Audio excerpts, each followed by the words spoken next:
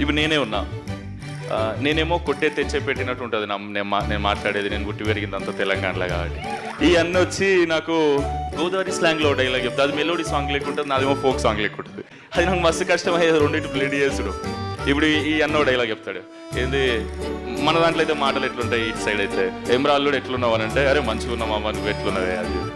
ఈయన వచ్చి అంటాడు డైరెక్టర్ కసిరెడ్డి అన్న, మా విజయ్ ఉంటాడు డైరెక్షన్ డిపార్ట్మెంట్లో వచ్చి, ఈ డైలాగ్ ఎట్లా చెప్పాలంటే, ఇప్పుడు ఆయన ఎమ్రా అల్లుడు అని నేను అనడు సుమన్, ఆయన నేను ఎరా అల్లుడు ఎలా ఉన్నా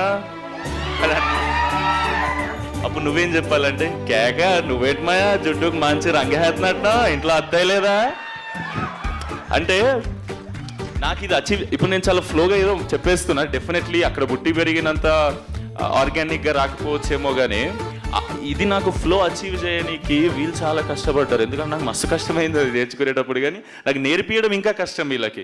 thank you so much Subhash అన్న, థ్యాంక్ యూ సో మచ్.